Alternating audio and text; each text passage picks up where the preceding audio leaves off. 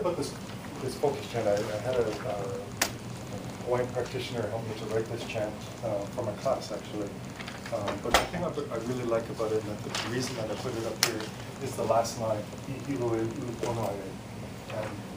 that's kind of a play on words, actually. Hilo, this is a hilo twine.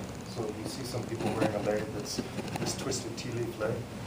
And that's a metaphor for laulima, because a twisted twine lei, or hilo lei, is made from using sort of broken up or decaying tea leaf. And if you grab a tea leaf off the ground, it's really easy to break. But if you twist it up and make a hilo twine out of it, it ends up being a really, really strong rope. And so the metaphor there is the power of working together, the power of laulima. So the reason that I think that's relevant is because of what we're doing here, we're coming together. And the reason that I made those first phone calls back in January of 12 was because I didn't want to reinvent wheels. I'd just been made sustainability coordinator at Hilo, and I didn't want to work in isolation. And I, for a long time, felt that there was too much competition between our campuses and not enough of us working together. And it seemed to me that sustainability was a perfect vehicle to do something that required all of us working together. I really like what Kamuela was saying yesterday about aina, and I'm really moved by that definition of aina, that which feeds us. And if I take that to a metaphorical place, I can think of different things feeding us. I think of our community feeding us. I think of our culture feeding us. I think of our economics, of course, feeding us, and our environment feeding us. And so that is sort of my inspiration for thinking of what people, that and the conference, International Sustainability Conference at I-212, I was giving a talk at, we're looking at the quadruple bottom line, all these different things that affect sustainability, and that you can have something that's economically sustainable, but if it doesn't work in the social context, then it's not going to continue. If it doesn't have that cultural piece, then you end up alienating some people. If it doesn't have the environmental piece, then all of these pieces are required to make it actually sustainable, full sense. So what I'd like to do is just share some of the things that we've been trying to get happening on the Hilo campus.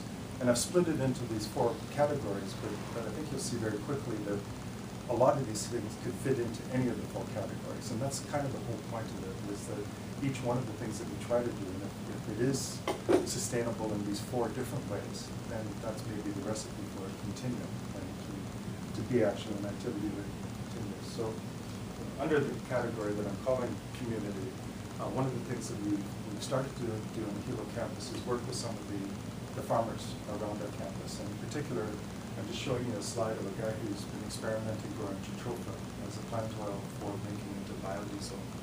And so there was an opportunity for us to partner with this farmer because we had an oil press on our campus that someone had purchased. That person retired, so nobody on the campus knew how to work this thing, and it was just collecting dust. There was a farmer who needed an oil press, who had this crop that he was about to harvest, but he didn't have a way of making it into oil. He was ordering an oil press, but he didn't have a chance to experiment with it. So this was a great opportunity for us to take the oil press to his farm, start pressing the oil, and then we found that we ended up with this press cake.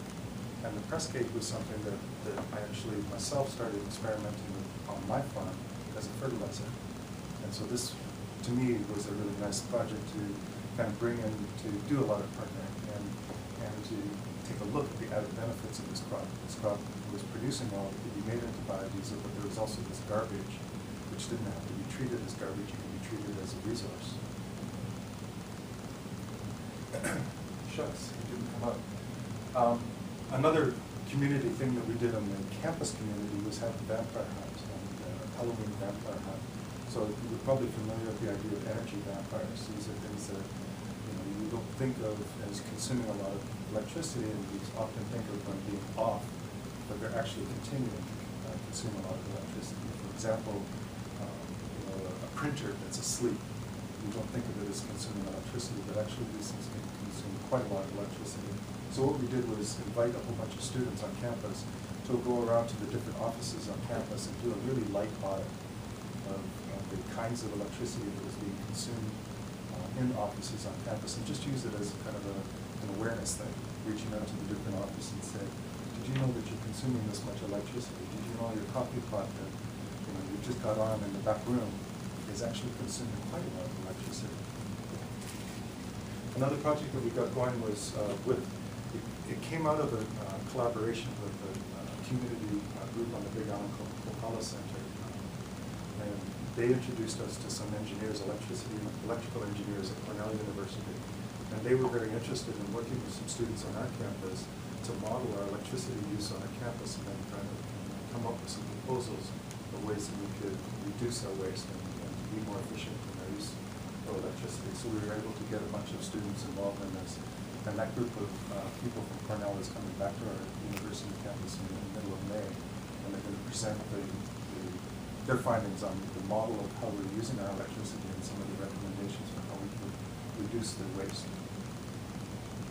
We also, I got into beta testing. A company on Oahu, actually, that had some Big Island connections, one of their employees had this crazy idea, and this company is a really interesting company. It's called OceanNet, and they have a small seed fund in their company for people with crazy ideas. So this person took that crazy idea to the next level, and the idea is what they're calling smart sockets. And the idea of a smart socket is it's just a little box that you plug into the socket, and you plug your thing into that, and then it's sending with a low frequency, almost like a Bluetooth message, to a computer receiver. And let's imagine that you have 100 of these on campus. They will communicate, they'll sort of daisy chain to each other. So one smart socket communicates its data to the next smart socket, and so on until you get to a computer that uploads all this data onto a website. So then I can pull up my cell phone and look at real-time data. This is what is being used in this office. So this right here is our dean of Arts and Science office and all the various equipment in their office. Part of what's cool about this is in real time you can say, look at how much electricity is being used. Part of what's really cool is that you have an opportunity to turn things off. So I never forget one time I was showing people this, and I opened it up, and one of the things was my laptop in my office. And I realized that I had to turn my laptop off. Well, for my cell phone, I just turned it off. And that was a really nice system. Now this system is much broader than that. You can program it to recognize aberrations and patterns, and then we can use. And where that can be very useful is, for example, I have a lab that I gave to some new faculty. So it had a whole bunch of my equipment in it, and I just let them use it while I was dean for a while. And what I found when I went back to that lab was that they kind of walked away from a bunch of equipment, which, whatever. But one of the pieces of equipment that they walked away from was a -70 freezer. And when I went back to the lab, because someone asked me to pick up some equipment that I had thought was taken away, the -70 freezer was going on and on and on and on and on. The whole time I was there, the compressor was on, and that wasn't right. And so I opened up the freezer, and it was ambient temperature. There should have been -70 degrees Celsius inside this thing. So the freezer was broken.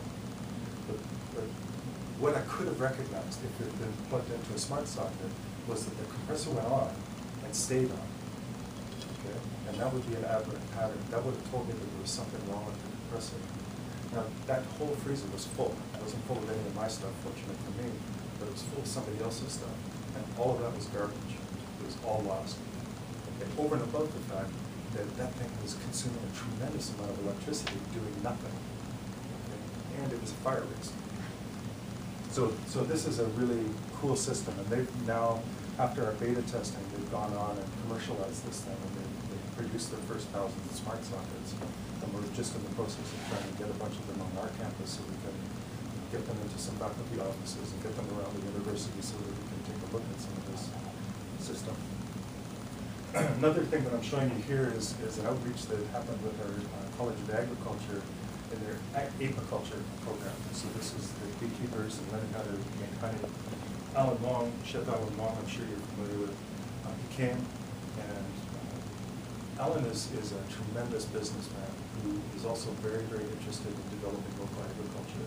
And so the next connection here was that Alan was able to embrace this program and got excited about it, and he's finding ways to get locally made honey into his menus.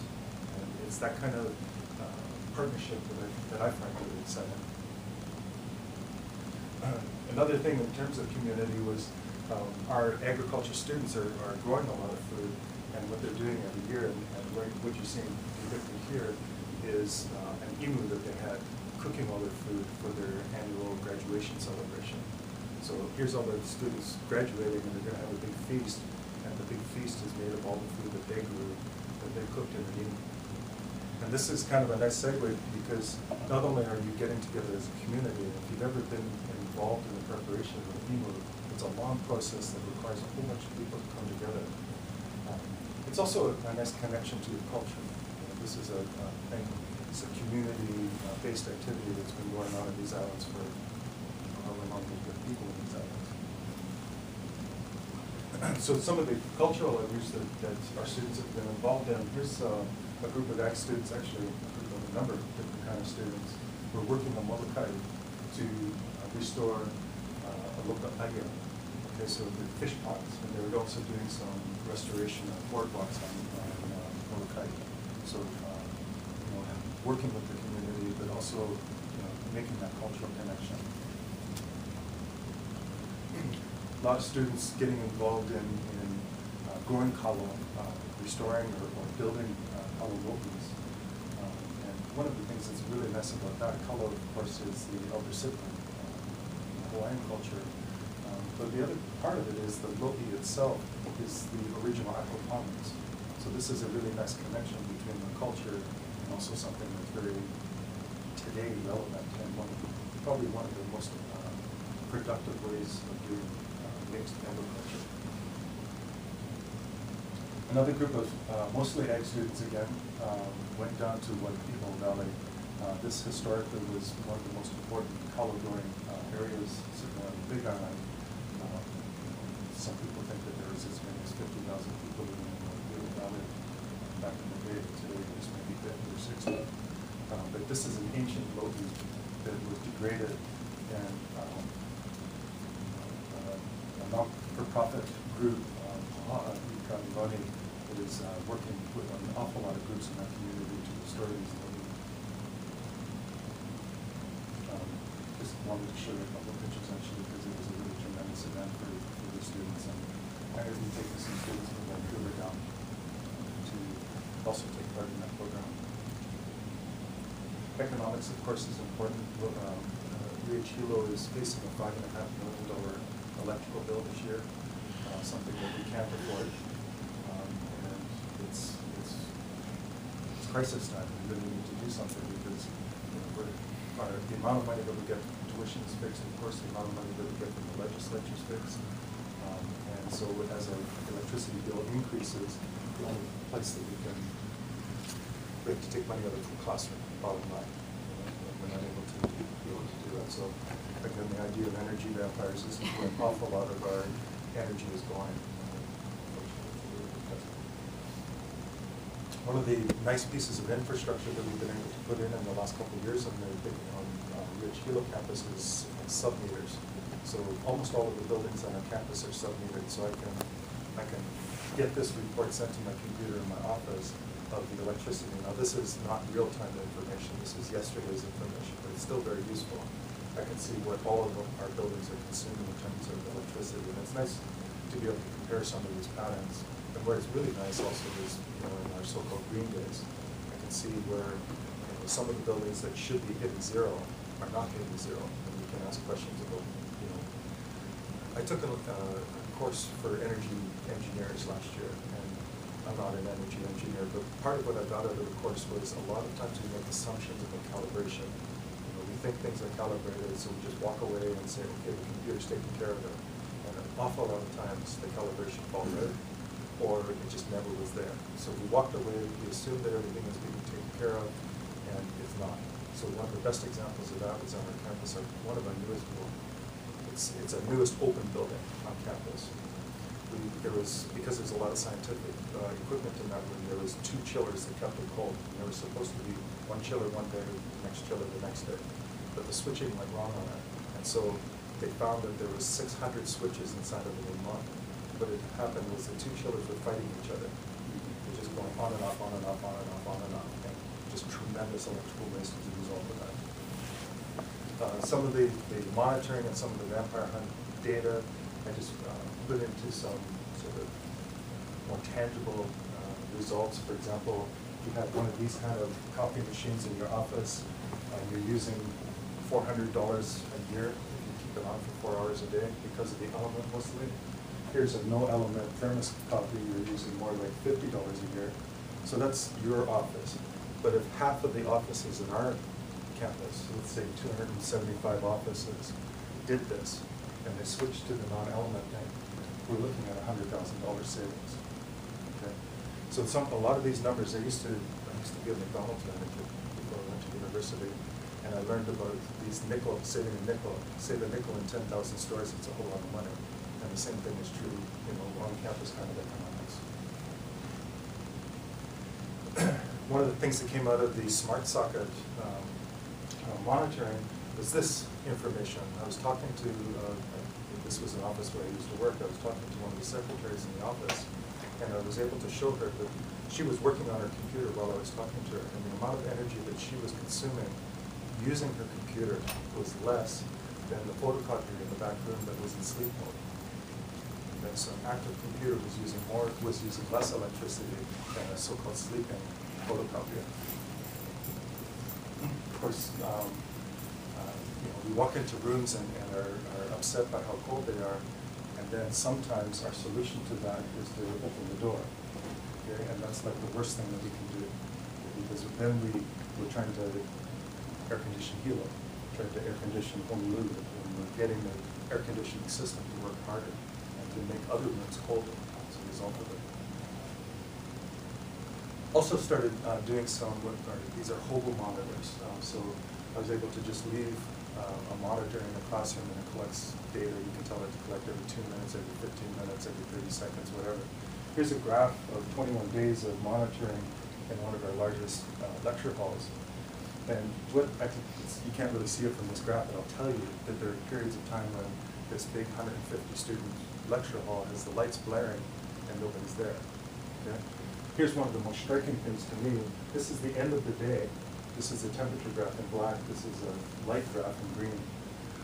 At the end of the day here, we see that the air conditioner is continuing to chill the room. So at 2 in the morning, the air conditioner is making that room colder and colder and colder. So that at 6 o'clock in the morning, we're looking at about 63 degrees Celsius or Fahrenheit in that room.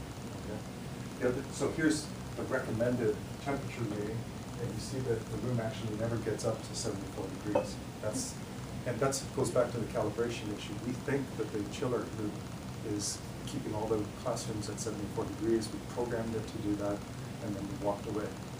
And what we don't realize is that it's never that. The chiller is working overtime. It's doing way more chilling than we think it's doing. And this is also the recommended lighting in a room. Around 30 lumens, 30, 40 lumens, and here's what the actual lighting is. Okay, so 65 lumens, that's getting close to what is recommended for surgery. Again, lighting. I just walked around with a light meter and sent some students around with a light meter, and what I found was 133 foot candles is almost 30% above the recommended lighting level for microsurgery. Okay? So there's not a single room on this list that's down at the level that it should be, except the hallway outside my office is at 10 foot candles, and that's about what it should be. Okay, but everything else is up 78, 80, 68, 80, way above the lighting level. Okay, and I actually hear students complaining that the light in the classrooms is too bright. They're getting headaches in the classroom. The learning level is not as good. And you study sometimes, overlight a classroom, your retention isn't as good, your reading isn't as good.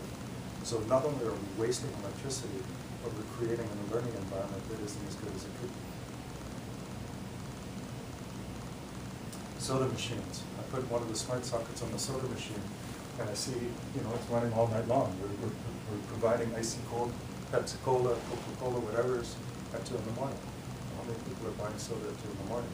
It's a big waste of money. I calculated that over 30 soda machines, here I started to shut it off. That's one of the things you can do with the smart socket, is program something to shut off at a particular time and turn on at a particular time. So I told it to turn off at 8 o'clock at night and come back on at 6 in the morning. And I calculated that with just 30 machines, we could save about $20,000 just turning off the machine when no one's around. $20,000? Yes, for just 30 machines. Now, I don't know how many machines are on other campuses, but we're just Little Hilo, right?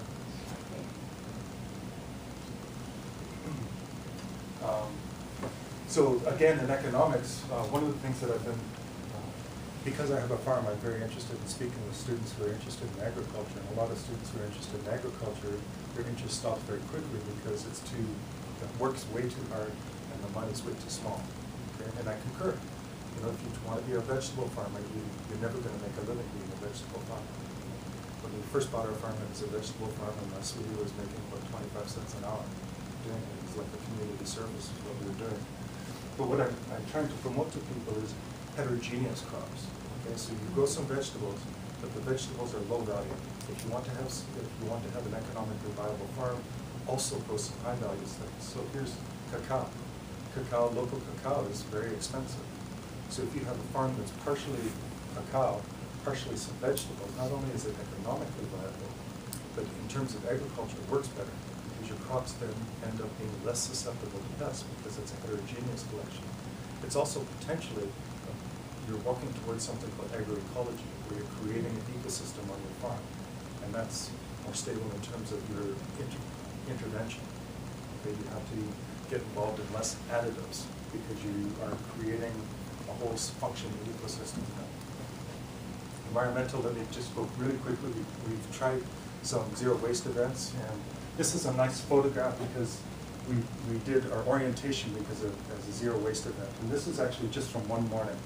And all of this would have been garbage, okay? But what ended up happening was this is how much compost we diverted. This is how much recycling we diverted. And there's a coffee cup. And that contained all of the garbage that we weren't able to put into either recycling or compost. And the nice thing about this story is all of this compost we turned into soil. And the photo that you saw of the students with the vegetables, they grew those vegetables using that soil. We also reached out to the community. So this is a photograph I took from my garbage can at the Hilo Ho'olalea. We made the Ho'olalea zero waste event, and we were able to divert 98% of all the garbage that we captured. Just really quickly, we're trying to get recycling going, but really struggling with it. There's a recycling can, big blue thing, obvious, nice big sign, and we end up getting a whole bunch of trash put inside. Anku came by and gave us a talk on EVs, and we've got our first EV plug-in station on the Hilo campus. Here's a group of students up on the higher slopes, so this is about 7,000 feet on Mauna Kea. We're doing some Momani plantation. And Momani is a really important tree on our island for gorilla habitat. Here's a beautiful aquaponics system. What they're doing is growing sturgeon for caviar back here in this pond, but they're cycling the water from the sturgeon water into this kalo, lodi. And what you're seeing there is just a couple of months actually. So it's incredibly accelerated growth of this kalo and delicious poi. And that's it. And I've been to a lot of talks with the end of the sunset, but this is actually a sunrise. And I would like it to be a sunrise because this is our beginning.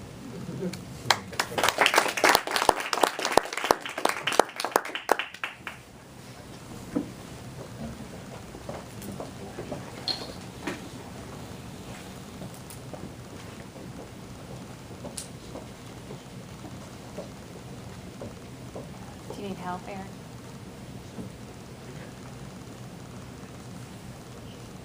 I'm expected to find my presentation. Go into Chirico Talk Story. Click on Chirico Talk Story. And and then you go up to, yeah. So Eric Knutzen from Kaua'i. I'm responsible for Hu'uluwe'i, which is from our Hawaiian Studies group, to really reflect sustainable living. And if anything, over the coming week or here, so my objective today is for you to remember this, the sea wealth, as I mentioned before in the other group, and we're all together.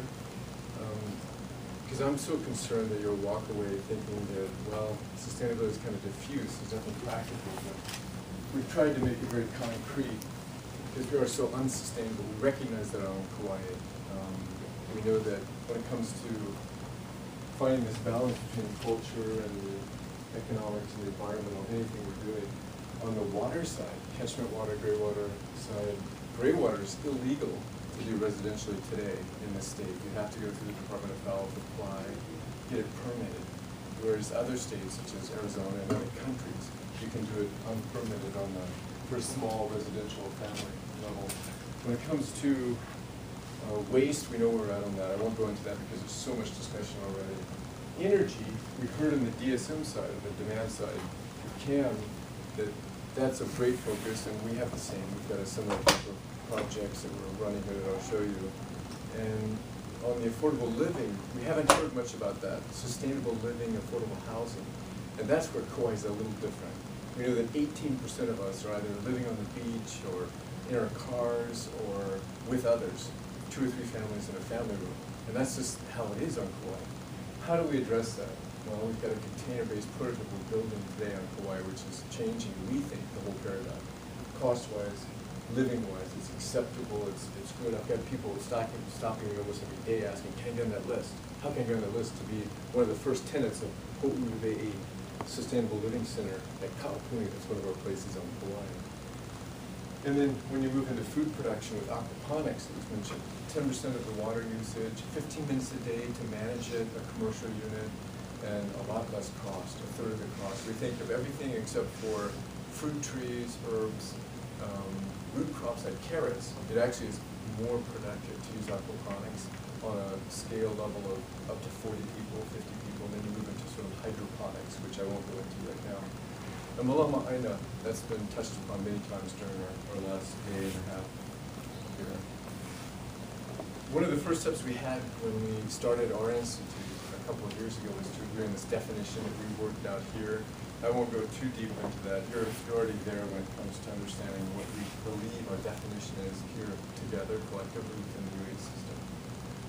We think, and it's a little different again on Kaua'i, that it has to be focused on our curriculum, that all of our curriculum, whether it be nursing, whether it be culinary, where we can recycle cooking oil and have it natural for our people, our students, when they get out into the work environment to train others in the work group they're in, restaurants, hotels, that, hey, we should be recycling this and that.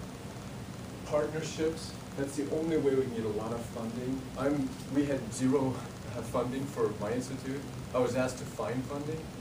So it's donation and grants, basically. I want a grant right now. So, and you have to find your own. I have to find our own grants, and we've been really lucky. We've got significant funding right now. Research and projects to find the best solutions for the challenges we've got. And again, it's food, energy, affordable housing, and waste elimination, and water working through. I've mentioned this about finding ways through our curriculum, through all of the different curriculum we have, across all the disciplines at the Kaua'i Community College. Aquaponics, I've already mentioned. This is different. The general mapping method, that's used a lot in consulting with private institutes, where if you're working in a team and you're working a certain way, the general electric mapping method in just a couple of hours can map out the work processes you have today, and then you can, together we can figure out how we'd like to have it in the future and do that graphically, and then do an action plan on how to reach it. I know that Lear Corporation, that works sort of in competition with Johnson Controls, does that actively to improve the bottom line in the private world. So we've cross-pollinated it into, and I actually instruct in that, that's why I'm so much into it, but we're doing that in the corridor, like I said, culinary. How would you like to introduce more sustainable living concepts into your curriculum tomorrow? How do we get there? How can I serve you, help you, so that we're serving our students the best way to move that curriculum so it's naturally embedded? It can't be kind of, well, we won't do that in my curriculum because I don't want it. Instead, the instructors themselves are saying, in fact, all of them, 100% have said, well, I can have this and that, I'd like to. And then they lead that effort. Instead of us trying to drive it in, the opposite. We're here just to serve them, to serve our students, right? I thought.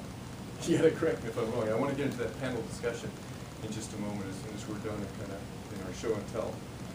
Talked about aquaponics, really popular in Kauai, especially since we have a grant that means that you only pay $25 rather than $210 to attend. So right now all of our classes are full. That's Bernie Sao, which is one of the best ones we've got in Hawaii today. He's a guru, he's in Mexico right now for a month. This next one is the residential unit. Anyone know what kind of fish that is? What kind of fish is that? It's got to be either tilapia or catfish, right? Because that's freshwater fish, the temperate water fish. That's catfish. That's our residential unit that we've got on demonstration on campus. This is our commercial unit. It costs $40,000 for this infrastructure through a grant to put this into place so we can have our students work. You know what that is. You've seen that in the water station that's going to be introduced here in just a few months here on Hawaii. Apiary, that's one of our big programs as well. Kalo, important. And we're trying to get away from the word taro, just to get back to our true roots of kalo being the Hawaiian word for taro, taro of course being Japanese. And then we've got our breadfruit project in cooperation with the National Tropical Botanical Garden. We've got some LEED certification ambitions, and we've done one. This is our big one. This is what we're getting a lot of focus from the Department of Hawaiian Homelands and others across the state, because we found that it's better than we thought. Taking a 40-foot high top container, which is 6-7 years old, which is the mean average age before it's put out of service, recycled, reused, cut up, sent off somewhere else for another transportation expense. We have way too many on Kauai. As we're importing 90% of our food and nearly everything else, we've got all kinds of empty ones going off. It's very cheap. This one is bought for $5,400. Here from Oahu, container-based storage. Landed cost on Kauai, $5,600, $5,700. This is where we're moving with this, is we're moving into this. This is our architecture. That's what it will look like. So it's not quite a box you're living in, which is the first perception. What? You want me to put me in a hot metal box? The windows are giant. If you come and visit Kauai Community College, after next semester, it'll be on demonstration for 2 years, open during office hours. You can just visit and check it out. $62,000 is the cost, which is significantly less than the mean average cost you'll find today through the housing agency. We partner with the County of Kauai right off. This isn't just a Kauai Community College project. It's partnering with them because the housing agency wants to cross-pollinate this, again, another means of moving into a partnership, into Department of Hawaiian Homelands and state lands on Kauai. What will it look like? Well, we've got what we're calling the center section of the 40-foot high top container is the great room. So that's the great room problem here, where there's lots of space. You have enough space in each of the wings here for a king-size bed. Now you can't like have a bedside table on each side. You have to actually crawl over, but some of us enjoy jumping into bed like that. I do. It's a great life. You know, that's what a lot of us, that's all we need. You got your lanai, you've got your bathroom, separate kitchen. The lanai is giant. You've got, it's spacious. This is the project that the housing agency together with us have on a 17.2 acre parcel up in Kaua'i. If you think of Kauai, 25 miles by 25 miles, the northeast section, Kaua'i, about 4 miles inland, there's a site there that's been earmarked for affordable housing, and there's going to be 10 of these duplexes, 2 containers each, and it's going to have raised bed, soil-based production, as well as a central commercial aquaponics unit, vertical wind turbines, photovoltaic, catchment water, and gray water as well. The gray water not going to vegetables because that's poisonous. You don't want to do that. We do have to go through the Department of Health for a permit. That'll go out to your fruit trees. Cost, 18, 19, 20, some estimates are up to 24% cheaper than what they have today. And that includes all that infrastructure. So you've got almost carbon neutral when it comes to electrical impact. I mean, you have very little electrical pull. There's a rotation back on the meter during the day between 10 and 2 and some on the shoulders of that, depending on the sunlight exposure. This is big because our carpentry students over the coming semesters will be building this. So it's our own people building, our own students, hands-on. So when they leave, they can do this because on Kauai, I know it's per county. The county rules regarding what affordable housing percentage you must have. And we have a big demand on our developers that they have to put in affordable housing. Well, the complaint always is, this is going to cost me so much money, I won't even do the development. Now we've just reduced it, maybe a fifth the cost, and included operating costs that are so low that as a renter, which we'd like to move to, you don't have to buy. In most cases, we don't want you to. We want you to be able to rent at a very low cost, naturally below $1,000 each a month, significantly less, and almost no electric costs, and also not an impact where you have to have two jobs. Maybe you can grow some of your own food and just have a single job, and you don't have to move to drugs or sit in front of the TV just for 2 hours to kind of relax, and you've got two jobs and you're just so stressed out that you can actually go out to the garden, the aquaponics, or the raised bed solution, or maybe have time for others. So if you go out even on the mental side, on the psychological side, and interview the tenants in affordable housing on Kaua'i, they are stressed out heavily. We think this will even address the sustainability of our people, from not just a physical standpoint, but even from a psychological impact on their families. So impact now, that's what we're all about. That's the future. Of course, I've talked too much about this thing about culture, environment, and economics, and that they need to find that sustainable target spot in whatever project we're doing. Bottom line is that relationally between us, one of our biggest problems is when we get upset with each other, is how deep we go, how negative that becomes that determines our future together in our relationships. Same thing in our culture, in our country and world, is that when we get those downs economically, oh, we put ourselves in debt. Do we pay that off when we get into the peak economically? Pay it down? No, we're not doing that in many of our countries. Everything from us to Japan to Europe. So we know that if we compare this analogy I'm trying to draw between us and our relationships to our countries, our team efforts as a country and national efforts, that we need to make sure that we try to find a sustainable future economically. Environmentally, I have personal family members affected by DDT. We have a lot of that in Hawaii, crop dusting, et cetera, that has destroyed lives. We don't want to go there when we have weeds, to just pull in something that was not properly tested. I'm not saying we should not use pesticides, herbicides, because our college supports all of our efforts legally. But let's try to do the research so we know what we're doing, so that we know that it's not going to affect our family members, our friends, our people, negatively, physically. And then, of course, culturally, probably the worst of all examples are right here now. What did we do? What have we done? What have others done across the world? Slash and burn. So we know that. I'm actually singing to the choir. This I won't go in again. We've already talked about that. But basically, it's trying to get to this Malama Ana, as we all know. That's been our theme during the day and a half today. And on Kauai, we are working with this demand side management. We've got a $250,000 grant that we're working on. Instead of going the route of, you should turn off the lights. Did you see that door open that we heard earlier today? We don't, our theme is not that. It's using, anyone heard of poka-yoke in Japanese? Anyone speak Japanese here? Idiot proof. Try to make it, because behavioral changes for me, for you, it's really tough to change the way basically you're doing the same thing every day. Generally, your lives are very similar every day. And to change that, for me to say, you must change that, you must remember that you're the last student out, turn out that light. Well, we know how that was as children. We know how with our own children, our own grandchildren probably. So what can we do? Well, what we're doing here within DSM is we're putting in these controllers. Here we've got the conceptual design completed. We're just moving into the bidding process. So we'll have in all of our classrooms, not just the infrared type of motion detectors so that you have to do this to make sure the lights don't turn off like we did in the old time, but that have ultrasound.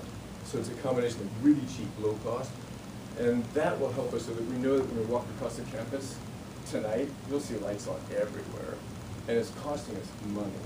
So how do we make it poka-yoke? They should have all of this. We've got money. We're going to implement it over the coming months so that you don't have to remind me that I forgot to turn off the light, because I do that. You do too.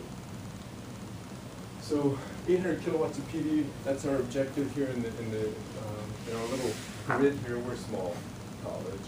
We're only 67,901 people in all of Kauai. And we are working towards this reduced footprint in a lot of different ways. And of course, this is big across the community that I just talked about. So we are working with our curriculum, our partnerships, our projects to hopefully positively affect everyone.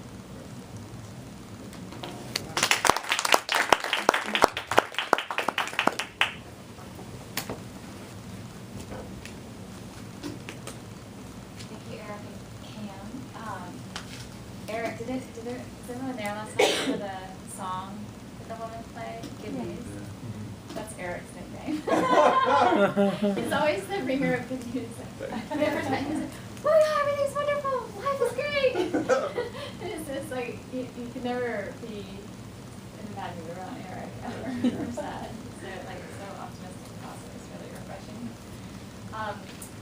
So my name's Jennifer, and I am from Maui College, for those of you who just came in, and I run the Sustainable Living Institute in Maui. And I think it's really interesting to see Eric's talk. And you know, they just started a few years ago when I started, it was kind of already like, it was already programs moving forward that I had to kind of jump on, and so our direction has been quite different. But we're actually coming together now on a huge grant, and we'll be sharing all of our curriculum and kind of getting in sync. And also in Hilo, at the community college in Hilo on this big grant. So that's really exciting that we're going to be able to move forward together where we've been kind of operating so far on silos on our own islands. So our mission, and I apologize for those of you who are in the garden talk, because I just presented in the garden talk and I already went over some of these things. But our mission is really about education, and that has evolved over time. SLIM actually started in 2005, and it was started from funding from Maui Land and Pine. And it was the Case and Cole Foundations. David Cole was the CEO of Maui Land and Pine, and Steve Case. And they donated money to the college, and then they eventually hired an executive director with that money in 2008. He left, and I came on board in 2010. And when I came on board, there was a big grant that was already in place, and it was just doing education for non-credit classes and energy. So that was kind of where our direction went from there. So a lot of the focus has been very energy heavy. But the overall that I want to say about our mission is it's really it's a community mission about education, and all the way from young kids all the way up to senior citizens, and teaching everybody about sustainability. And it's about going out to the community. We're the kind of branch of Maui College that interacts more with the community and building community relationships.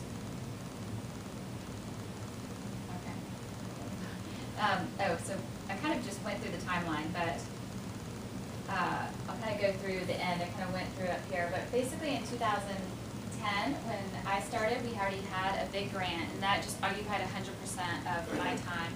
And it was with our Maui Economic Opportunity, and it was doing energy trainings. And so it was renewable energy, so it was photovoltaics, entry-level photovoltaics, and also energy management, so energy efficiency. A lot of the same things that Eric and Cam just talked about, the high cost of energy, and actually training people to learn all of these energy-saving techniques and to be able to go out on their own.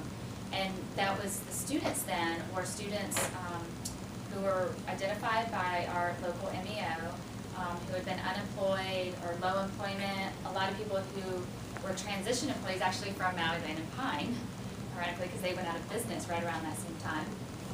And so looking to expand their skills in other areas. And once that started, it was just kind of like everyone wanted to help fund to do more and more programs. So we kind of grew from that area and doing a lot of energy training programs, and they were mostly in continuing education and training. And the next one we did was CSAP, that was the State Energy Sector Partnership, and we were a subcontractor on that, and we ran a bunch of programs, not just in energy efficiency and renewable energy, but we also expanded into aquaponics and sustainable business things and stuff like that. And today we're continuing with that. Those have really become sustainable, and we offer those through our non-credit programs. And we also have started a bunch of internship programs where students who come out of the programs, they actually go out into the community and work on different projects, and I'll talk about a few of those. And then we're doing a little bit more research now and community projects. So I'm not even going to go through this. This has been so overstated already at this conference, but we kind of all know all of the energy issues. And but our focus really became on a green workforce development. And as you can see, I mean, they were predicting how much the green workforce was going to be growing over the next 10 years, even the next few years. This was back in where it said green jobs would grow by 26% just within 2 years. that was pretty astounding. And I don't know if that's been evaluated after 2012 yet, but we have definitely seen, I mean, so many of our students, we've trained now hundreds of students. I think it's up well over 500 in different programs, and so many of them have started their own companies in different areas and are working, I mean, in all of the solar companies. The solar companies have just been booming, and they've just been hiring our students left and right over the years, which is really great to see. And when I have transition to green, what I really mean by that is I think that, and this conference is really a starting point for UH system, seeing that, because I think that by 2030, all jobs are going to be green in some way, and I hope so. It's not going to be like we're using these terms green and sustainability, because that's just going to be so integrated into our culture and our educational system that it doesn't really matter what you're doing a green or sustainable job by that point. But right now, you know, establishing these certifications is really important to, you know, have that standard of professional competence. So you're not just hiring anybody to do work for you. Know they've had their training and they're certified in different things. And it also helps to foster their own professional development in a certain career. So these are some of our renewable energy programs, and this is actually on Lanai. We've had programs for the last 3 years on Lanai and Molokai. We've done PV programs and solar hot water is actually going on right now, and some green building and energy efficiency. But we've had a whole bunch of PV entry-level classes, and they're always full. It's amazing, and they seem to everyone seems to get jobs, and it keeps growing. And then we have advanced classes, and we're also a NABCEP testing center. And so NABCEP is the North American Board of Certified Energy Practitioners. And I'm not sure if they have that at Kaua'i and the Big Island, but they do have some of the exams on Oahu, I think. But right now, we're the only ones who actually give the exams for that certification. And we also did a small energy wind program. A small wind energy program. And that one doesn't seem to have gained as much traction on Maui. There's just not much happening with that. It was really exciting. The students loved it, but so far it hasn't seemed to move forward too much. This is just another one of our classes, the students. And then in energy efficiency, we've had 3 main programs, and that's the Building Operator Certification Program. And that one is actually licensed through the Northwest Energy Efficiency Council in Seattle. And it's a commercial energy auditing class. And we've had that program, and then we've had internships after where students have actually gone out and done energy audits on local manufacturing companies. And then we have a home energy survey professional, and that one is more for homes and small businesses. So all the stuff that Cam was going through and talking about all the different energy stats, that's what these 2 programs train students to recognize and to be able to fit, to make more efficient, so that we are saving money. And just through the building operator certification, the average student that goes through this program, and this is the statistics on the mainland, they save companies a minimum of $20,000 a year on average in energy costs. And here our costs are so much higher. We're like 3 or 4 times higher, so it's likely much higher. We haven't actually done estimates, but a lot of the PUCs are actually tracking students who go through this program on the mainland, and we're hoping that maybe ours, we're actually talking with Kaua'i Energy. Hopefully our PUC will start tracking students and actually tracking the metrics of how much people are able to save. And then also green building. We've been doing that one since the beginning. We've trained a lot of students and helping them to get their LEED certifications. This is just kind of in class. This is one of our instructors. He's actually been the instructor all over Hawaii, John Benden of Green Building LLC. He's taught many of our classes, and he's located on Maui, but I think he's taught on Hawaii and Big Island and Oahu. And then we also worked with smart grids. On Maui, we actually have 2 of the largest smart grid projects in the world. There's one that's through Hawaii Natural Energy Institute, and we had a grant with them. They were doing a full pilot smart grid on a very large neighborhood in Maui, and they wanted us to have students. They actually funded us to train students And this one was in the Home Energy Survey Professional. And then the students had internship, and they actually got to get stipends for doing the internship. And they went out to all the homes, and they did audits on all of the homes that were participating in the program. And now we're actually in the process. We did surveys before and after, and now we're doing 6-month follow-up for like the people who had audits, energy audits, versus the people who didn't have audits. And then also with the students. So that's kind of the research we're doing, and doing a whole analysis to see what the difference is. Did people actually, you know, when they got the recommendations, did their energy bills go down or did they not? We don't know that yet, but we should know in the next few months. So that one's been an exciting project. And there's another project with Hitachi on Maui, and it's pretty much all of Kihei. You're familiar with Kihei.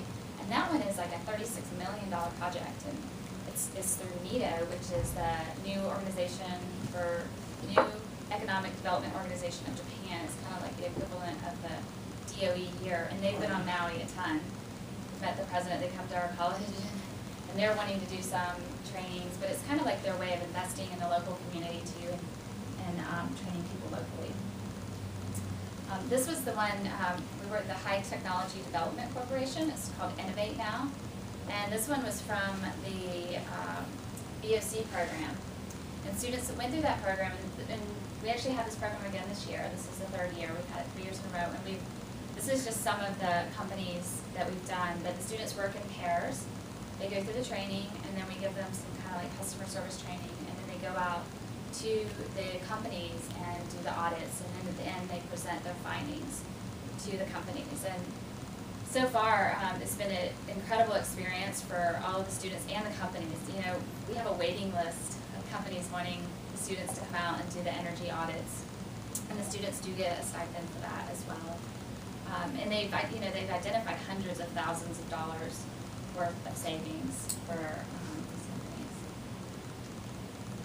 And then with water and agriculture, I talked about when I presented on our community garden, how difficult it's been to get funding for like agriculture initiatives and water initiatives for us.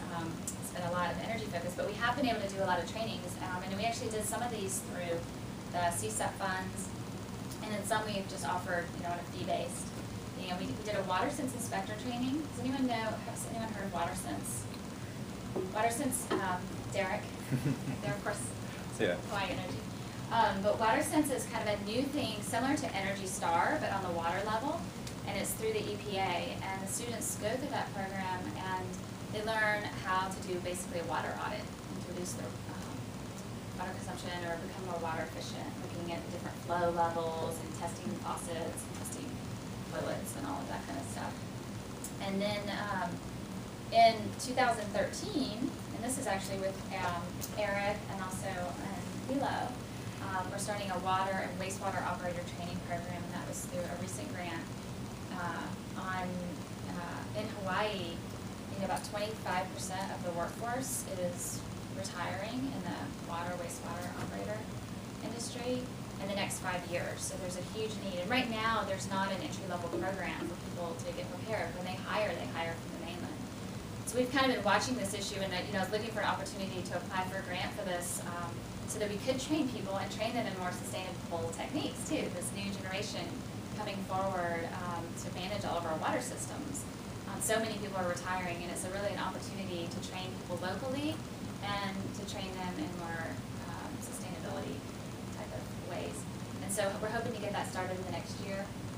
We did have an aquaponics program this past year. And then the gray water and rainwater and affordable housing, that's all kind of what Eric was talking about, so I won't go into that, but that's kind of sharing curriculum and kind of direction we want to go. And then the community garden that we just did, and I gave a long presentation on this, so I don't want to go too much into it, but it's a really exciting project for us. It's been like 100% donated from the local community and in-kind work, and it started almost 3 years ago. I wanted to do something in agriculture and food security, and it took so long to get approved and to get through the liability issues, the security issues, to find the space on campus. And it almost feels like a miracle. I can't tell you how many times where I thought, this has never happened, this will never happen. And it has happened now. We're having our grand opening May 2nd.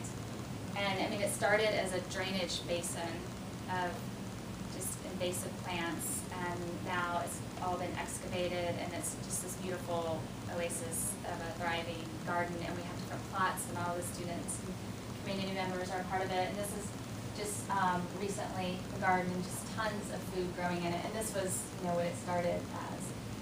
And we probably had over 1,000 volunteers over the last year for this. What is this?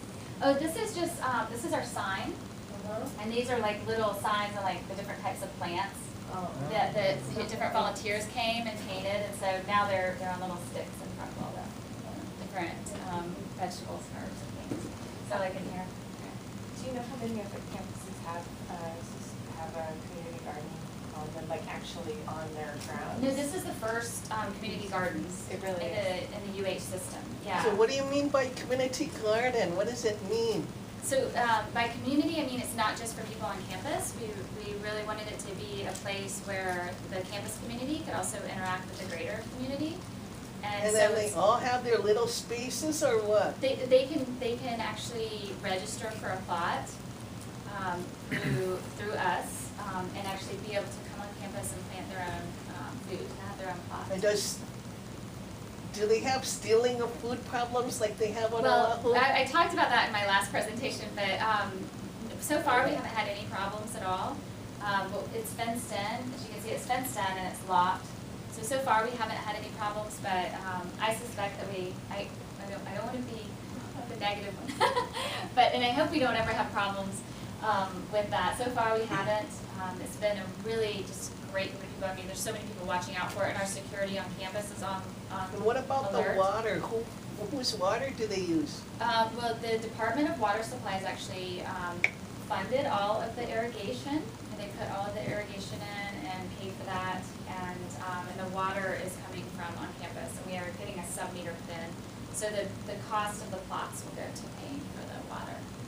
And we have classes in the garden, so like home gardening classes. Those have already started.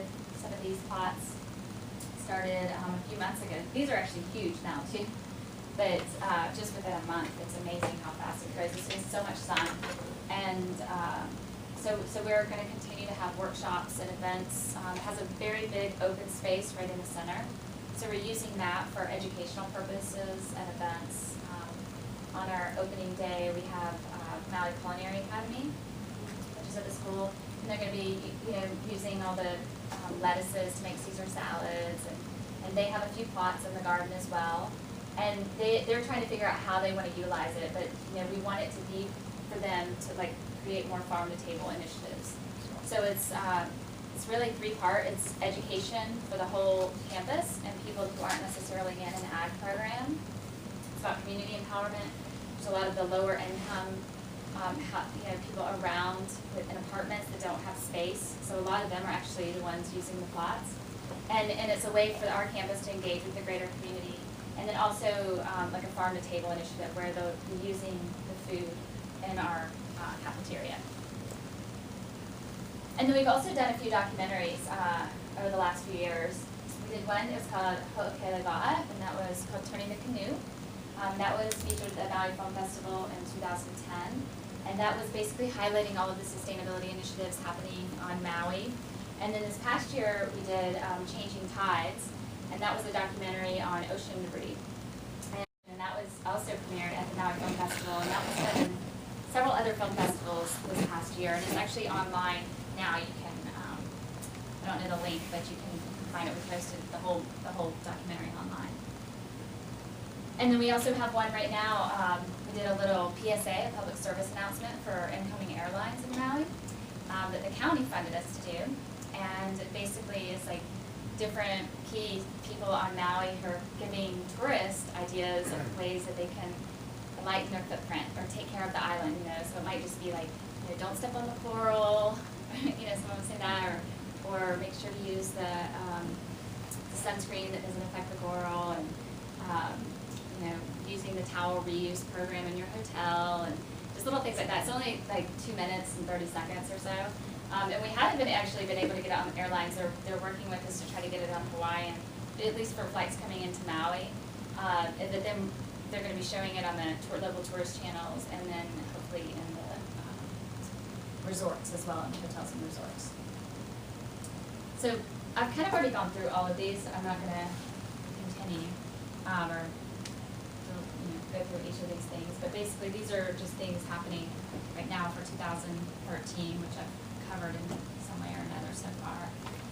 But some things that I've dealt with over the years that have been challenging has definitely been funding. My position, just like Eric's, is funded by grants. So it's like when I'm on like I think 4 different grants right now. And so my time has to be documented and allocated to those grants. And a lot of what I do, like the community garden, that's not on one of the grants. That's extra time of mine. So it's finding, and when I don't have a grant for it, then that's what it becomes, is extra time of mine, or the people working for me. And so, so that's always been a challenge, is finding funding just for like an executive director position that's not necessarily tied to a grant, where I'm supposed to just work on certain grants. So that I can do more of getting out in the community and presenting and talking with people.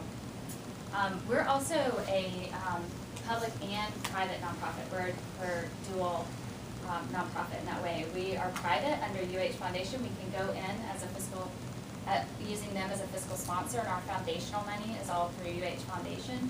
And then we can also go through the university system as a public nonprofit. And then, you know, me personally, someone was talking, like, scared to say something about bureaucracy in the last talk, but I'm not scared to say anything about it because it has definitely been a challenge. There's a lot of red tape, and there's a lot of different things that I've had to go through just to get things paid for, and you know, just for me to pay for things, I have to pay for supplies and all kinds of things all the time, and I don't have a P card or anything. As an institute, I have, you know, there's like one person, and so just, and then it'll come back a million times. So I don't need to go into all that, but I end up spending a very large percentage of my time just tracking things down and tracking payments and making sure that things get processed through, just, you know, for travel and things like that. So I would love to find a way to be able to utilize my time and ways, you know, a lot more efficiently. And then liability issues, you know, I talked about that in the garden. There's also liability issues with going out and doing energy audits and going out into the community. We have done that through, John Benden has been really helpful through his company, Green Building LLC. Our students can go under his company for insurance. So you have to be really careful about that and making sure that you're covered in all of those areas and looking at those types of issues. And then space for expansion. On our campus, it's completely maxed out and full. So I've tried to get other space, and there isn't any space. And I've actually tried to do the containers, and they didn't want to do containers, you know, for extra offices. And so where I am now, I can't house any more people. And so it's really difficult to grow as an institute when we don't have space to grow, to have any more employees. So I've tried to limit, you know, how much more we have coming in. Hopefully at some point we'll be able to expand that more. And then working with the community is wonderful in every way. But some of the challenges, when I started on Maui, because Maui is so small, I was the only funded position, like full-time funded sustainability position. And our phone was just ringing off the hook all the time with people calling about everything you can imagine. Sustainability is such a big umbrella. I mean, people would call us about their water issues, or about, you know, where can they pick up recycling bins, or the things that we weren't really doing. And so, so finding, you know, I think that having a sustainability coordinator at the county level would be so valuable. And because I'm usually referring them to different people at the county, and there's not really one person to go to for these types of things. But people all over contact us. And it's really can be overloading at times with how many emails and phone calls we receive from general questions, and it's not anything that we do, but referring people out to other places, and people will get irritated. And there was one time when I had people calling about feral cats in their neighborhood and wanting us to do all this work with feral cats, and I mean, they kept calling all the time, and so, and these are all really important issues, and so it just highlights the need for more sustainability too at the county level. These were actually our zucchinis that just came out of the garden, those very large zucchinis. So just recommendations, you know, networking, always seeking partners, having a good grant writer, you're really needing that, or having a good employee who can do a lot of grant writing. Building those community relationships, I mean, we are just, everything we do is based on community relationships and building those relationships outside of the college. Not taking things personally and learning to roll with it, and I won't go into that one too much, but definitely, like with the bureaucracy stuff I was talking about, you know, like some things will come back to me and it's like, this amount was 30 cents off, and then it takes another month to get something processed, and I'm like, okay, you know, so just kind of learning to like laugh with it and go with it and not taking it so seriously. And then balancing your passion for the things you love to do with you know, what you have funds to do. So, and then clear boundaries. And that was more related to like really establishing your mission and what you're going to work on and move forward with, so that you don't get completely overwhelmed, because it's so important. And I always tell the people who work for me this, how important it is to balance our own lives and to be sustainable ourselves. Because you know, when I first started, it was like I was so contacted by everyone, which I'm sure Eric was in the beginning. And everyone wants to do something with sustainability, and you really have to say, this is what we're doing, and have ways that you can refer people out and keep them excited about it too. You know, but making sure that you're staying sustainable in your own health and well-being as well. So, and having fun. That was it.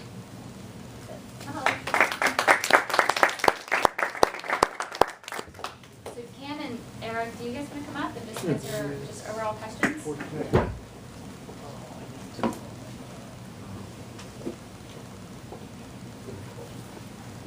Yes. But that's something with the policy group, we need to have everyone hit on funding. There's been no funding identified, and to do things on soft money, that's a Band-Aid, and you'd like to keep it going. But funding is key. Everyone should be bringing that up, so it's a central issue that goes to the top. The other thing is reducing the bureaucracy, okay? No, I mean, that's... I didn't mean, I was like, Eric's getting me mad for me. No, I mean, if you're in the policy group, yeah. and every group, because the legislature sets a lot of our laws, the system has to follow them, and they were put in the 60s and 70s and have never been updated, or not all of them have been updated. And now with Kaua'i, it's even a little worse. But yeah, so everyone, common theme, if I'd like to convince you, funding and reduce the bureaucracy. Because there's a lot of things that on our campus we like to do, can't do it for this reason. And one of the things in there, it says take 50% of what we make in sustainability and establish, bring it back and all that. There is no mechanism for that right now, as far as I know. Okay, because the business office says you can't do that, you gotta have an account, you gotta have, and all the funds go back into the college. All the stuff that we save on recycling, copper and all that, it doesn't come to auxiliary services, it goes back into the campus. What they use it for, I don't know, but, so anyway, reduce bureaucracy, yeah, funding. our indirect costs are 27.5%. We don't really see it. I know that we're on the same page in bureaucracy. Cam, I'm not sure if you have the same experience. For me, like 90% of the challenges we have are I'm alone.